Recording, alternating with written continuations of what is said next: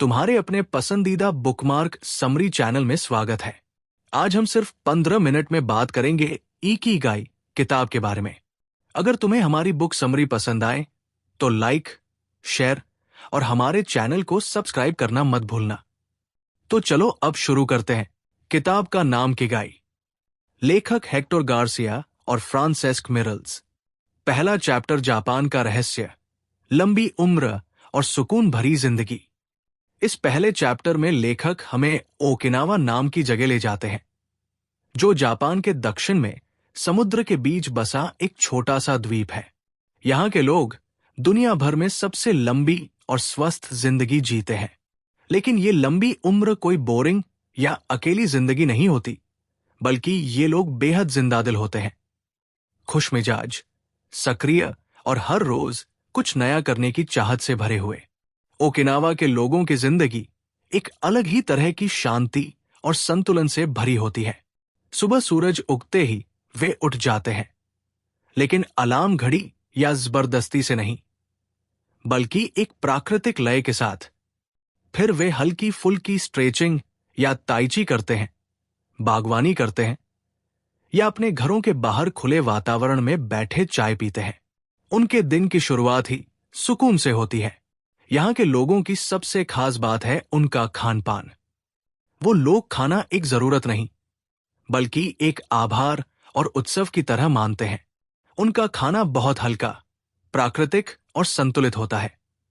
हरी सब्जियां, टोफू, समुद्री शैवाल, मीठे आलू, मछली और ग्रीन टी। वे हर बार खाना खाते वक्त हरा हाचीबू को याद रखते हैं, यानी पेट 80% भरते ही खाना बंद कर देते हैं। इससे उनका पाचन अच्छा रहता है और शरीर ज्यादा स्वस्थ रहता है।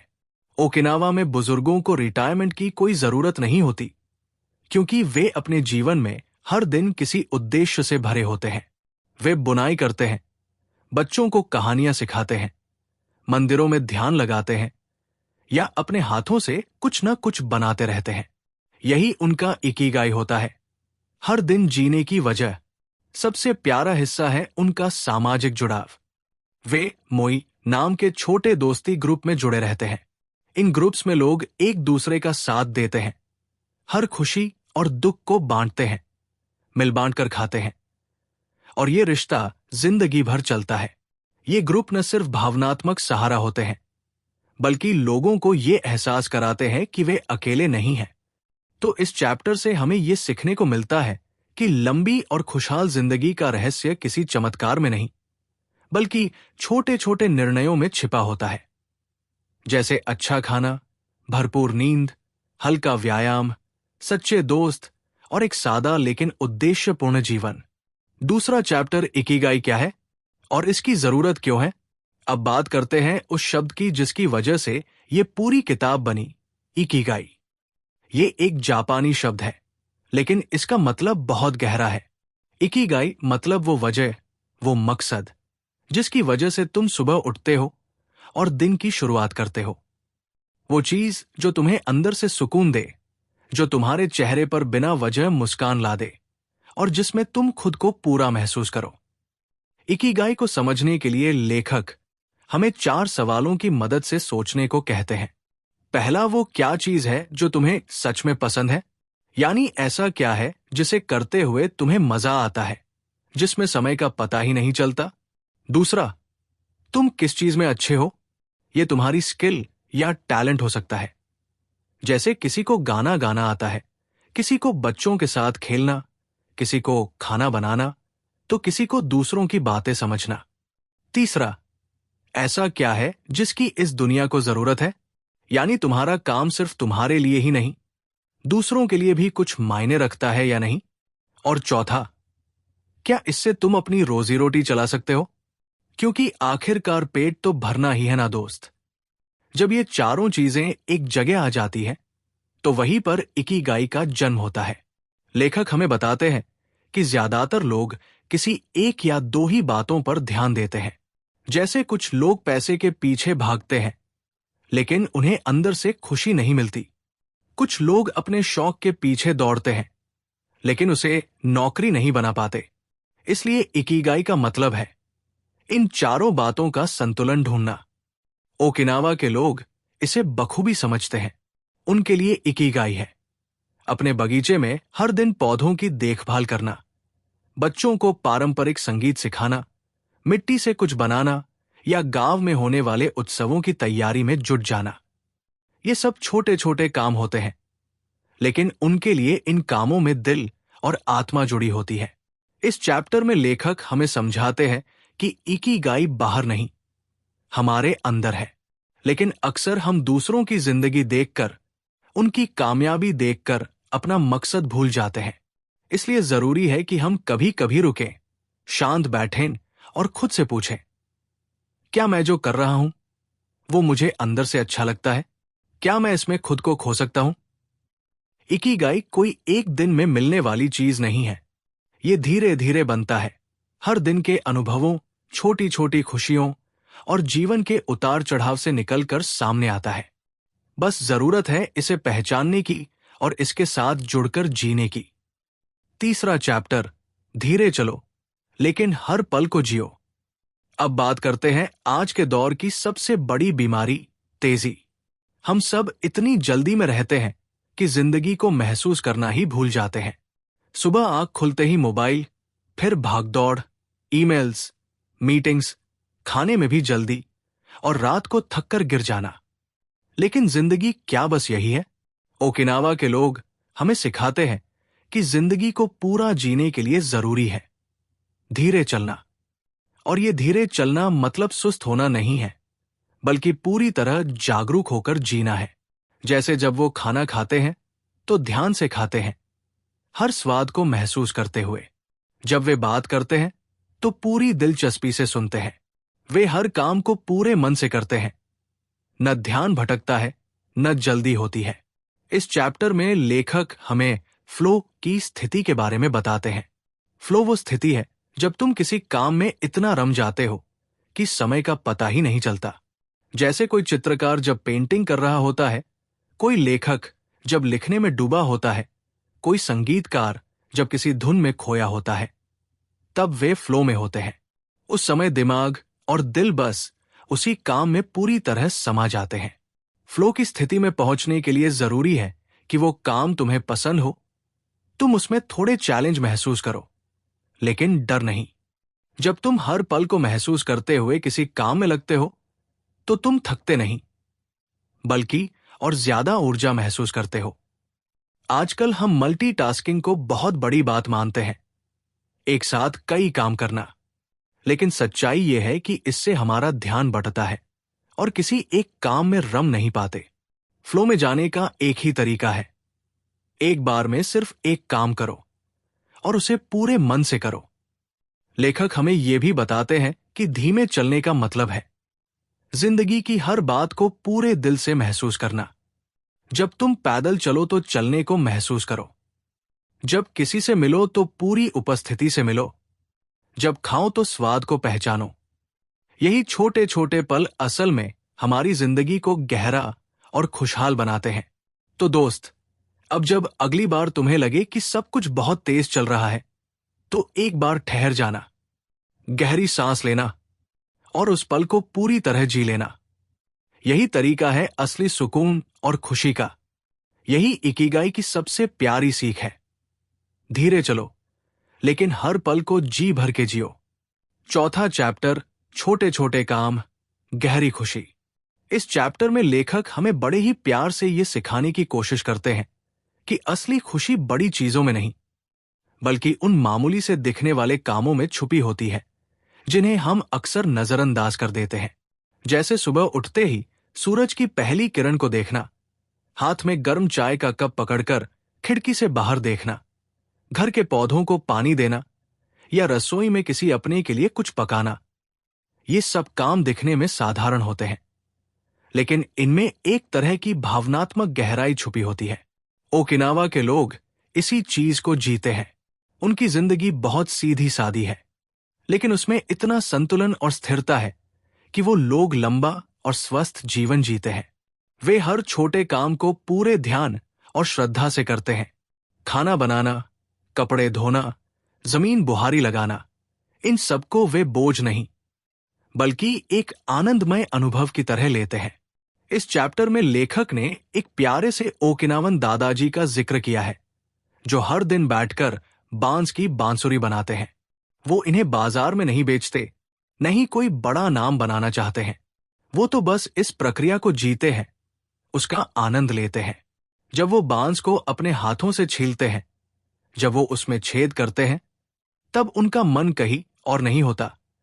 वो पूरी तरह उसी काम में डूबे रहते हैं। यही ध्यान की सबसे सरल परिभाषा है। जो कर रहे हो उसमें पूरी तरह मौजूद रहो। जापान की सोच वाबी साबी भी इस चैप्टर का हिस्सा है, जो बताती है कि सौंदर्य सिर्फ चमक दमक में नहीं होता। एक पुरानी चाय की प्याली जिसमें दरारें हों, लेकिन उससे जुड़ी यादें हों, वो भी सुंदर होती है। दरअसल अधूरेपन और साधारणता में भी गहराई और सुंदरता छुपी होती है। बस देखने की नजर चाहिए।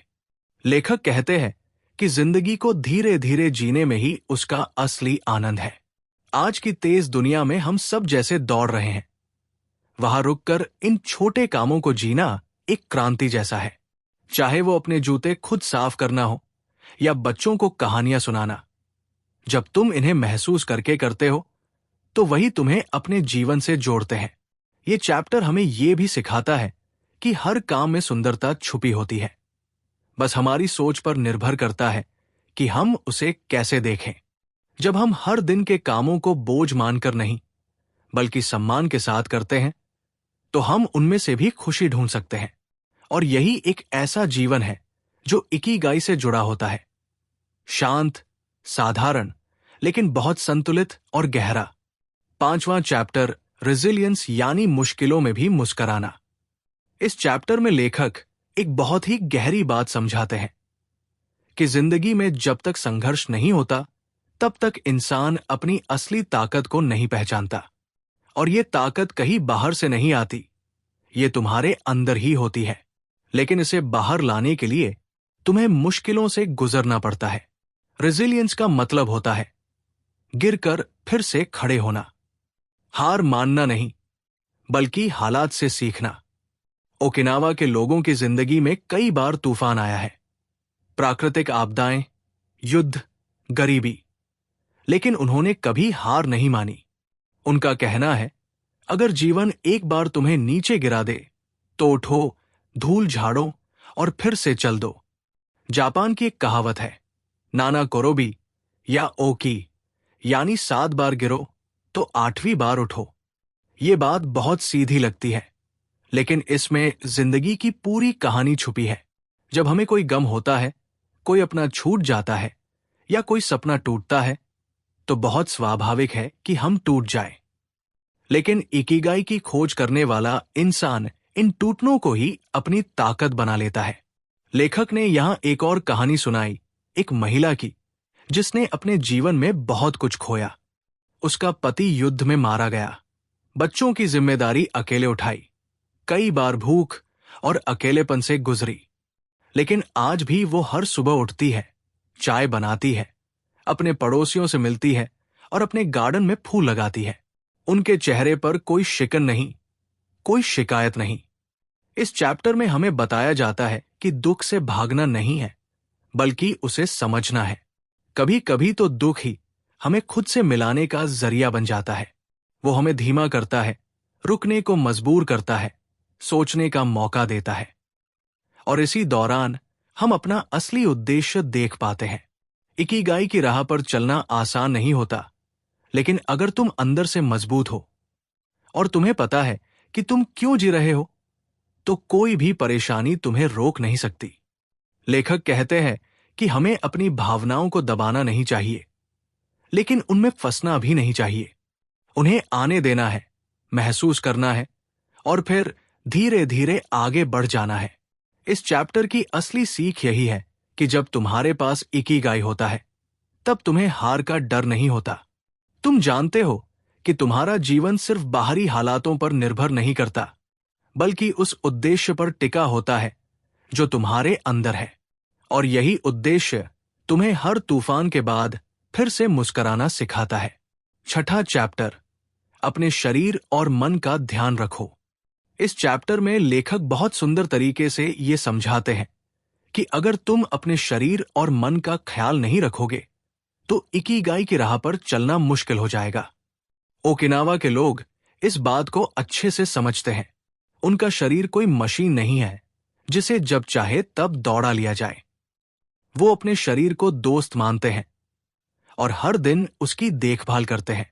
वे कोई भारी भरकम जिम वर्कआउट नहीं करते, लेकिन दिन भर सक्रिय रहते हैं, हल्के फुल्के काम करते रहते हैं, पैदल चलते हैं, बागवानी करते हैं। उनकी एक आदत है ताई ची। ये एक बहुत ही शांत, धीमी और संतुलित एक्सरसाइज होती है जो शरीर को लचीलापन देती है और मन को भी शांत करती है। इसमें कोई जल्दबाजी नहीं, कोई हड़बड़ी नहीं, सिर्फ सांस और शरीर का तालमेल। ये अभ्यास सिर्फ व्यायाम नहीं, ध्यान भी है। लेखक यहां बताते हैं कि ध्यान सिर्फ वो नहीं होता जहां तुम आंखें बंद करके बैठते हो, बल्कि ध्यान वो होता है जब तुम खाना खाते वक्त सिर्फ खाने पर ध्यान दो, चलो तो चलने पर ध्यान दो। यही माइंडफुलनेस है और यही इकिगाई को रोजमर्रा की जिंदगी से जोड़ता है। फिर आता है खान पान का जिक्र। ओकिनावा के लोग एक कहावत मानते हैं, हरा हाचिबू, यानी तब खाओ जब भूख हो और पेट सिर्फ 80% भरने तक ही खाओ। ज्यादा खाना, बिना भूख के खाना, जल्दी जल्दी खाना, ये सब शरीर के लिए नुकसानदायक होता है। उनके खाने में बहुत सादगी होती है। हरी सब्जियां, सोया प्रोडक्ट्स, ताजे फल, समुद्री चीजें। वो ज्यादा तला भुना नहीं खाते, चीनी बहुत कम होती है और नमक भी संतुलन में होता है। और सबसे बड़ी बात, वे खाना एकदम शांति से धीरे धीरे खाते हैं। खाने के वक्त टीवी नहीं देखते, फोन नहीं चलाते, सिर्फ खाने का आनंद लेते हैं। नींद का भी उतना ही महत्व है। अगर तुम रोज अपने शरीर को भरपूर नींद नहीं दोगे तो वो धीरे धीरे थक जाएगा और इकिगाई के रास्ते पर साथ नहीं देगा। लेखक बताते हैं कि सोने से पहले खुद को शांत करना चाहिए। हल्की बातचीत, किताब पढ़ना, कोई स्क्रीन नहीं, ताकि मन भी शांत हो जाए। और सबसे प्यारी बात इस चैप्टर में यह है कि ओकिनावा के लोग चिंता नहीं पालते। वो रिश्तों को पकड़े नहीं रखते, भावनाओं में उलझते नहीं। जो हुआ उसे जाने देते हैं, जो आ रहा है उसका स्वागत करते हैं। जीवन को जबरदस्ती चलाने की कोशिश नहीं करते, वो बस बहते हैं जैसे पानी बहता है। ये चैप्टर हमें सिखाता है कि इकिगाई सिर्फ एक मानसिक खोज नहीं है, ये शारीरिक और भावनात्मक रूप से भी संतुलन मांगता है। अगर शरीर थका हुआ है, मन उलझा हुआ है, तो चाहे उद्देश्य कितना भी मजबूत हो, हम आगे नहीं बढ़ पाएंगे। इसलिए इकिगाई की ओर बढ़ते वक्त खुद को पूरा तन, मन और आत्मा साथ लेकर चलना होता है। 7वां चैप्टर, इकिगाई और फ्लो का रिश्ता। अब दोस्त, यहां बात होती है उस जादुई एहसास की जिसे लेखक फ्लो कहते हैं। फ्लो का मतलब है जब तुम किसी काम में इतने रम जाओ कि तुम्हें न भूख लगती है, न समय का पता चलता है, न कोई चिंता रहती है, बस तुम और तुम्हारा काम। मान लो तुम पेंटिंग कर रहे हो और अचानक तुम्हें लगता है कि 2 घंटे कब बीत गए पता ही नहीं चला। या कोई किताब पढ़ते पढ़ते तुम उसमें ऐसे डूब गए कि बाहर क्या हो रहा है सब भूल गए। बस वही एहसास है फ्लो। अब सोचो, अगर तुम्हारा इकिगाई यानी तुम्हारा जीवन का मकसद तुम्हें फ्लो में ले जाए तो तुम्हारी हर सुबह कितनी खुशनुमा होगी। लेखक यही बताते हैं कि फ्लो वो रास्ता है जिससे हम इकिगाई को जी सकते हैं। जब हम वो काम करते हैं जिसमें दिल लग जाता है तो हम खुद को पूरा महसूस करते हैं। न कोई झिझक, न थकावट, बस एक सुकून सा लगता है। लेखक बताते हैं कि फ्लो में पहुंचने के लिए ऐसा काम चुनो जो तुम्हें थोड़ा चुनौती दे लेकिन बहुत मुश्किल भी न हो। जैसे कोई नया संगीत सीखना, बागवानी करना, कोई खेल खेलना या कुछ लिखना। जब हम रोज थोड़ा थोड़ा ऐसा करते हैं तो मन शांत रहता है और अंदर से खुशी मिलती है। फ्लो की हालत में इंसान का मन एकदम केंद्रित होता है। तुम किसी और चीज पर ध्यान नहीं देते, न फोन, न सोशल मीडिया, न किसी की बातों पर। और जब मन इतने फोकस में होता है तब तुम्हारा अंदर का तनाव खुद ब खुद मिटने लगता है। तो अगर तुम अपने इकिगाई की ओर बढ़ना चाहते हो तो हर दिन ऐसा कुछ करो जो तुम्हें फ्लो की हालत में ले जाए। चाहे वो किताब पढ़ना हो, कुछ बनाना हो, लिखना हो या किसी को सिखाना हो। जब तुम मन लगाकर कुछ करते हो, वहीं से इकिगाई की यात्रा शुरू होती है। 8वां चैप्टर, अपने आसपास का सशक्त माहौल बनाओ। इस चैप्टर में लेखक हमें समझाते हैं कि इकिगाई सिर्फ तुम्हारे अंदर नहीं रहता, वो तुम्हारे आसपास भी होता है। तुम्हारे दोस्तों, परिवार, पड़ोसियों और रोज मिलने जुलने वालों में। ओकिनावा के लोग कभी अकेले नहीं रहते। उनका हर दिन मेलजोल से भरा होता है। सुबह मिलकर चाय पीते हैं, साथ हंसते बोलते हैं और जरूरत पर एक दूसरे की मदद करते हैं। वहां एक परंपरा है जिसे मोई कहते हैं, एक ऐसा समूह जिसमें दोस्त हमेशा एक दूसरे के साथ होते हैं, अच्छे और बुरे वक्त में। लेखक हमें बताते हैं कि जब हम दूसरों से जुड़े होते हैं तो हम ज्यादा मजबूत और खुश रहते हैं। अकेले रहने से मन में उदासी और तनाव पनपता है, लेकिन जब कोई पास होता है जिससे दिल की बात की जा सके तो मन हल्का हो जाता है। इस चैप्टर में कुछ सच्ची कहानियां भी हैं, जैसे एक दादी जो हर दोपहर बच्चों को गीत सिखाती है, या एक अंकल जो हर संडे को पास के लोगों के लिए छोटा सा खाना बनाकर बांटते हैं। ये सब लोग अपने अपने छोटे इकिगाई के जरिए न सिर्फ खुद को खुश रखते हैं बल्कि दूसरों को भी खुशी देते हैं। लेखक यही कहते हैं कि हमें अपने आसपास प्यार, सहयोग और समझदारी का माहौल बनाना चाहिए। जब हम दूसरों की मदद करते हैं, उनका साथ देते हैं और बदले में कुछ पाने की उम्मीद नहीं रखते, तब हमें असली शांति और खुशी मिलती है। तो दोस्त, अगली बार जब तुम्हें लगे कि सब कुछ अकेले करना है, तो याद रखना, इकिगाई का मतलब है जुड़ना, साथ देना और साथ जीना। यही है असली ताकत। 9वां चैप्टर, इकिगाई की दिशा में रोज एक छोटा कदम। अब यहां एक बहुत प्यारी और जरूरी बात बताई गई है। इकिगाई कोई एक दिन में नहीं मिलता। नहीं, ये कोई ऐसी चीज है जिसे बस सोचने से मिल जाए।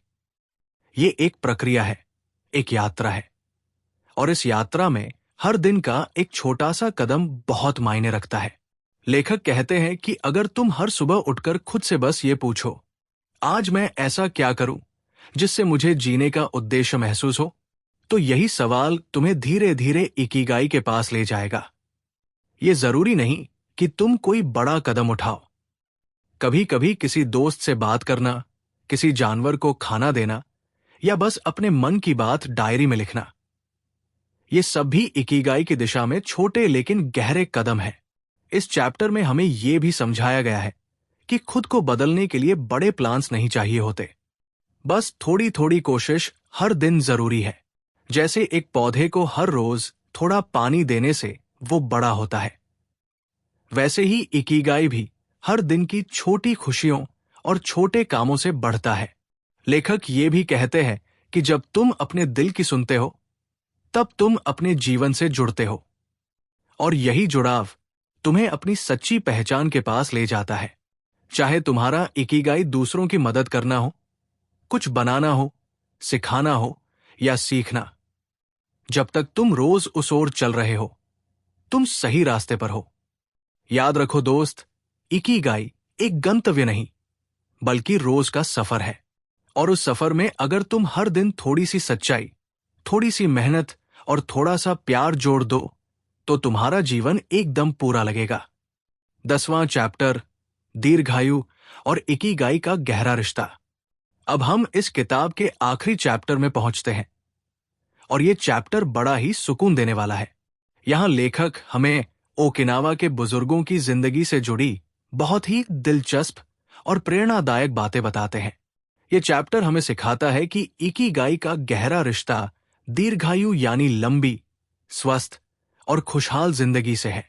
ओकिनावा में दुनिया के सबसे ज्यादा 100 साल पार करने वाले लोग रहते हैं, लेकिन मजे की बात यह है कि वहां के लोग सिर्फ लंबे समय तक नहीं जीते, वे जिंदगी को भरपूर जीते हैं, यानी उनका हर दिन जिंदा और सार्थक होता है।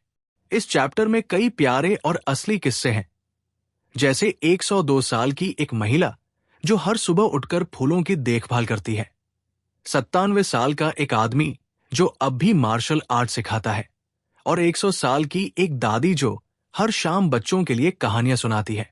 इन लोगों में एक बात समान थी, सभी के पास उनका अपना इकिगाई था। कोई बागवानी में खुश था, कोई बच्चों को सिखाने में, कोई खाना पकाने में। वे सभी हर दिन किसी न किसी छोटे उद्देश्य के साथ जीते थे। यही छोटी छोटी बातें उन्हें जीवंत रखती थी। लेखक बताते हैं कि लंबी उम्र का रहस्य सिर्फ अच्छी डाइट या व्यायाम नहीं है, बल्कि वो मानसिक और भावनात्मक ऊर्जा है जो हमें हमारे इकिगाई से मिलती है।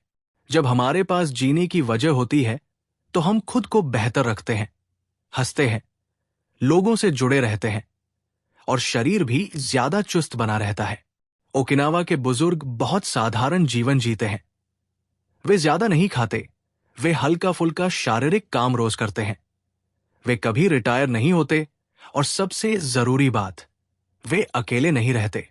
उनका दिन बातचीत, हंसी, छोटे कामों और अपने इकिगाई के साथ बीतता है। इस चैप्टर में लेखक कुछ ऐसे सुझाव भी देते हैं जिन्हें हम अपनी जिंदगी में उतार सकते हैं। हर दिन कुछ ऐसा करो जो तुम्हें उद्देश्य का एहसास कराए, भले ही वो छोटा हो। अपने दोस्तों, परिवार या समुदाय के साथ जुड़े रहो। खुद को ज्यादा तनाव से दूर रखो। जीवन को धीमे और शांतिपूर्वक जीने की कोशिश करो। थोड़ा थोड़ा हिलना डुलना जरूरी है, भले ही बस बागवानी करना हो या टहलना। कभी भी ये मत सोचो कि अब मैं बूढ़ा हो गया हूं या अब समय निकल गया। जब तक तुम जिंदा हो, इकिगाई भी जिंदा है। अंत में लेखक ये कहते हैं कि इकिगाई सिर्फ एक विचार नहीं है, ये एक जीवन शैली है, एक तरीका है हर दिन को सच्चे दिल से उद्देश्य के साथ जीने का। और दोस्त, यही है इस किताब का सबसे सुंदर संदेश कि तुम कहीं भी हो, किसी भी उम्र में हो, तुम्हारा इकिगाई तुम्हारे अंदर है। बस तुम्हें उसे पहचानना है और हर दिन उसके साथ थोड़ा सा जुड़ना है। जब तुम ऐसा करोगे तो तुम पाओगे कि जिंदगी धीरे धीरे कितनी सुंदर, कितनी हल्की और कितनी अर्थपूर्ण बन जाती है। इस किताब के लिए बस इतना ही। उम्मीद है तुम्हें यह समरी पसंद आई होगी, तो हमारे चैनल को सब्सक्राइब जरूर कर देना और वीडियो को शेयर करना मत भूलना। मैं जल्दी ही एक और शानदार और मजेदार नई किताब की समरी लेकर फिर मिलूंगा।